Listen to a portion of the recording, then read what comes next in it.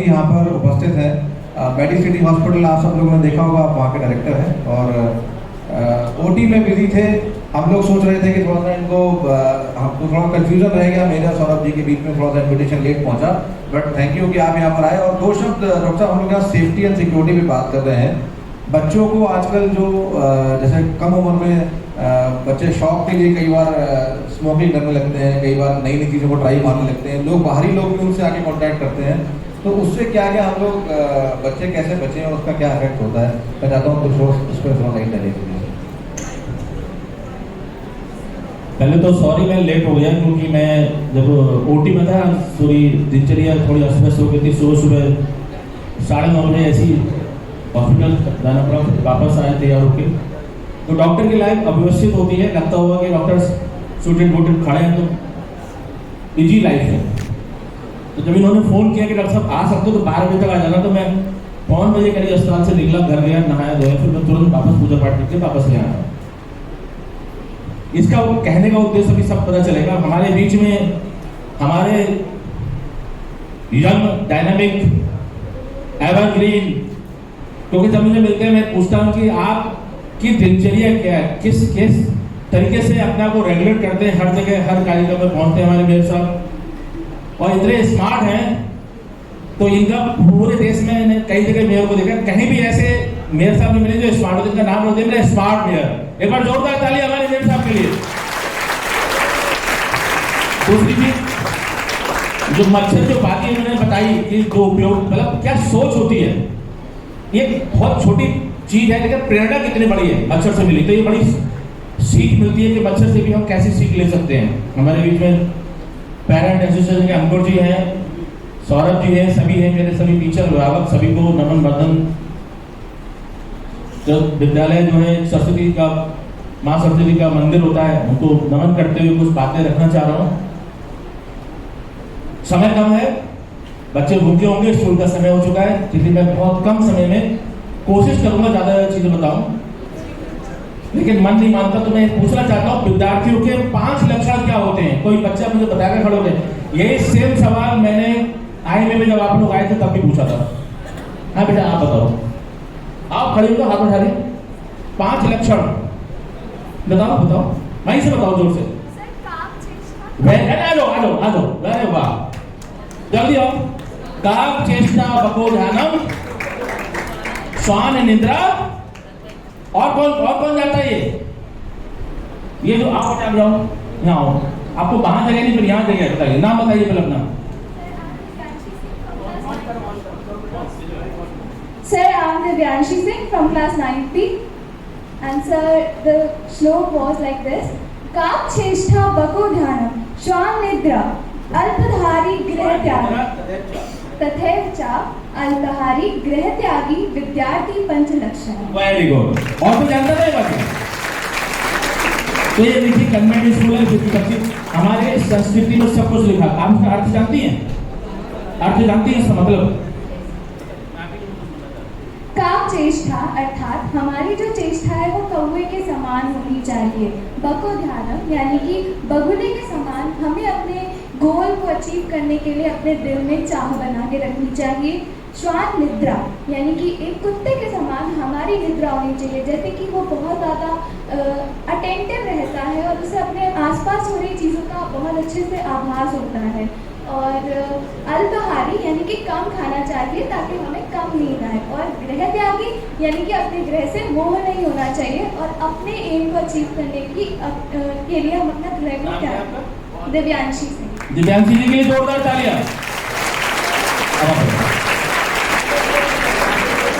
अरे गिफ्ट देना, आओ दिव्यांशी जरा। तो मैं ये कहना चाह रहा था कि इसी श्लोक में सब चीजें लिखी है जो आपने कहा है कि मुझे कहा गया हेल्थ से रिलेटेड आप सब कुछ बताइए। ये तो मुझे पता नहीं था। ये आपने जिससे बड़ा अच्छा काम किया है। एक बार फिर जोरदार चले दिव्यांशी जी, 9th क्लास में है। तो क्या मतलब क्या निकला? 5 कौवे की तरह हमारी चेष्टा होनी चाहिए। कौवा कितना चालाक होता है, चतुर होना चाहिए। चतुर हुई पिक्चर आई थी, कौन सी थी वो? इतिहास में चतुर था, उसकी तरह चतुर नहीं होना चाहिए। चतुर का मतलब कौवे की तरह वो चालाक, गोल की तरफ। कौवे का गोल फिक्स होता है, और कौवा कहीं भी उड़ेगा, जो उसे करना वो करके रहता है। तो जो मेरे सामने कहा कि जो आपको करना है पथ को पकड़िए, भटकिए मत। एक इसमें समय आया है कि गृह त्यागी। गृह त्यागी का मतलब नहीं घर छोड़ के चले जाए विद्यार्थी। गृह त्यागी का मतलब हो गया कि आपके जीवन में पहला उद्देश्य है कि मुझे जो क्या करना है, मेरी स्कूल। एक मैं अपने बच्चे को बता रहा हूँ, मेरे बच्चे को 11 में पढ़ता है। 3 दिन पहले वो छुट्टी, मैं सो के तो उठा 8 बजे, देखा वो बैठा हुआ, तुम स्कूल नहीं गए? पापा वो 12 तारीख से मंडे से स्कूल है, तो मैं प्रिपरेशन कर रहा हूँ। तो मैंने कहा टाइम तुम्हारा है ही नहीं, टाइम तो स्कूल का है। सुबह 7 से लेकर जिनमें जो भी 1-1.5 बजे तक टाइम स्कूल का है, तो आपका ये टाइम है ही नहीं, तो तैयारी करने कैसा क्या करोगे? बोले वहाँ रिविजन हो रहा है। मैंने तो रिवाइज पढ़ाई नहीं हो रही क्या? उसको मैंने एहसास दिलाया कि ये गलत कर रहे हो। बोला वो तो पढ़ रहे हो, पढ़ चुका हूँ, मुझे नई चीज पढ़नी है। कुछ दिन छुट्टी रह गई थी, वो कोर्स पूरा करना है। मैंने कहा आपको अगर कोर्स पूरा करना है, जो समय आपका जिसको निर्धारित है 6 घंटे 8 घंटे सोने के, वो समय नहीं काटने हैं आपको। स्कूल का जो टाइम है वहां आपको जाना है, और जहां पर कोई स्कूल खाली पीरियड हो जाता है वहां पर उस समय का सदुपयोग करिए। और बचे टाइम में जब आ रहे हो स्कूल से लौट के, तब जो आप उधर घूम रहे हो, कोई मोबाइल चला रहे हो, इधर घूम रहे हो, ये सब चीज को बंद करो, वहां पर टाइम बचाओ, वहां रिविजन करो अपना। 2 मिनट समझाया, उसको समझ में आ गई बात। दूसरी चीज हमने कोविड में देखा कि कोविड में बहुत से बच्चे ऑनलाइन क्लासेस में चले गए, सभी लोग गए थे, सबने पढ़ाई की। लेकिन अभी भी स्कूलों में मैंने कई लोगों से कांटेक्ट किया है कि अभी भी होमवर्क ऑनलाइन आता है, आपकी ऑफलाइन क्लासेस शुरू हो गई। मैंने कई जगह इसको कहा भी। उससे क्या नुकसान है? अगर अभी भी ऑनलाइन ऐप के थ्रू आ रहा है तो अपने मोबाइल को जो करते हैं उससे आप लैपटॉप यूज करिए, और लैपटॉप को जो HDMI पोर्ट होता है उसको टीवी पे कनेक्ट कर दीजिए। सबके घर में टीवी होगी तो बच्चे से टीवी वहां लगाइए। अगर आपको कुछ बच्चे ऐसे होते हैं जिनको कंपटीशन की प्रिपरेशन करनी है, आकाश, नीट, बाईजू जो भी कोर्सेज आते होंगे, वहां से आप अपने लैपटॉप पे सामान लगाइए, उसको लॉगिन करिए और टीवी के जरिए पढ़िए। ये मैं इसलिए कह रहा हूं, मैंने अपने परिवार में, मित्रों के परिवार में कई बच्चों को ऐसे देखा जिनके आई साइड वीक हो गई। मेरे साथ विश्वास नहीं मैंने कि एक बच्ची और मेरी सेम की बेटी भी, कहीं कोई दिक्कत नहीं थी, सिर में दर्द, ऐसे उसने लिखना शुरू कर दिया ऐसे।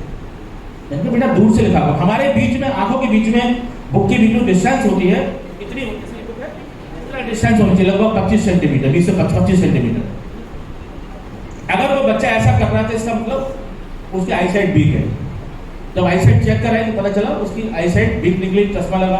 ऐसे अनंत परिवार मुझे मिले, कई सारे, मतलब एक नहीं, बरेली में 15, 20, 25 को मैं जानता हूँ। फिर मैंने इस पर स्टडी शुरू करी, डॉक्टर अक्षत बात, डॉक्टर सबसे पूछा भी, बोले हमारे बच्चे आ रहे हैं, हमारे बच्चे आ रहे हैं। तो इस माध्यम से, मंच के माध्यम से मैं कहना चाहूँगा कि मोबाइल से दूरी बनाएं। मोबाइल में अगर आ रहा है होमवर्क या आपको क्लासेस करनी है कंपटीशन की या जो भी आपको करना है, तो आप उसको टीवी पे लेके जाएं। दूसरी चीज, मोबाइल में जब चार्ज करते हैं हम लोग तो वही बिस्तर पटक के सो जाते हैं, पढ़ते पढ़ते नींद आ गई वही सो गए। ये करते नहीं करते हैं? तो जो ब्रेन में जो न्यूरॉन्स होते हैं, याद रखिए, ये कभी रिकवरी नहीं होती है। जो मेमोरी आपकी आज है, जो मेमोरी बच्चों की आपकी आज है, वो आप जब हम थे तो हमारी उतनी नहीं रहेगी। मेरे साथ गलत कह रहे हैं, हम लोग की एज के साथ साथ थे, हम कहते हैं यार वो उसका नाम स्ट्राइक नहीं कर रहा, क्या नाम था इसका, क्या नाम था, अच्छा भैया ना, ऐसे करते नहीं करते हैं, कोई चीज याद करें दिमाग पर जोर डालते। क्यों? क्योंकि एज के साथ साथ एजिंग प्रोसेस बढ़ती है ब्रेन की, तो न्यूरॉन्स बॉडी में ऐसे होते हैं, ऊपर वाले ने बताया कभी रीजनरेशन नहीं होता है। पर डे अगर हम कुछ नहीं करेंगे, अपने आप को सही लाइफ रखेंगे, तब भी न्यूरॉन का डिजनरेशन होता है। और जब हम ऐसे मैग्नेटिक वेव के साथ रहेंगे, ऐसे यंत्रों के साथ रहेंगे, तो ब्रेन हमारा और जल्दी नुकसान होगा, चीजें खराब होंगी। तो ये 2 बातें हो गई। तीसरी चीज, बहुत से बच्चे फास्ट फूड की तरफ भागते हैं।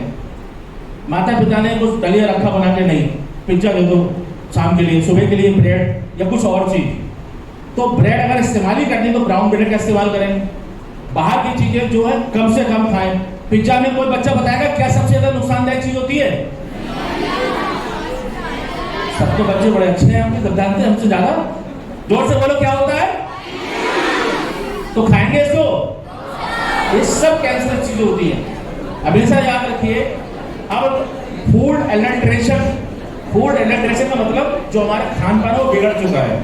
अब मेरा हो सकता है कुछ लोग नाराज हो जाए तो भैया देखो डॉक्टर साहब मिठाई के लिए मना कर रहे हैं, वो मना कर रहे हैं। मेरा मतलब उद्देश्य नहीं है, हम महीने में 2 महीने में एक बार चले गए तो अच्छी बात है। अब डेली हम पिज्जा खाएं, डेली मिठाई खाएं, तो अब घर में माँ बाप को, मम्मी पापा को बोलिए, किसी को अगर गिफ्ट करता है तो मिठाई गिफ्ट, ड्राई फ्रूट्स गिफ्ट करिए, क्योंकि फूड एलर्जेशन बहुत है। ये बड़ी समस्या है कैंसर की।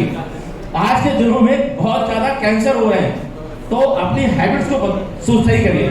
और एक बच्चे जो गलती करते हैं, हमारे बच्चे को खुद देखता हूँ, माँ के पीछे घूमती रहती है, बेटा ये खा के जाओ, खा के जाओ, टिफिन रख दिया, टिफिन पता नहीं इस्तेमाल करे, कुछ नहीं आते हैं। तो आपको जब भी जाओ, हमारे शास्त्र में जो आयुर्वेद है वो कहा गया है, मैं तो वैसे एलोपैथी का डॉक्टर हूँ, लेकिन आयुर्वेद में कहा गया है हैवी ब्रेकफास्ट। क्या चीज?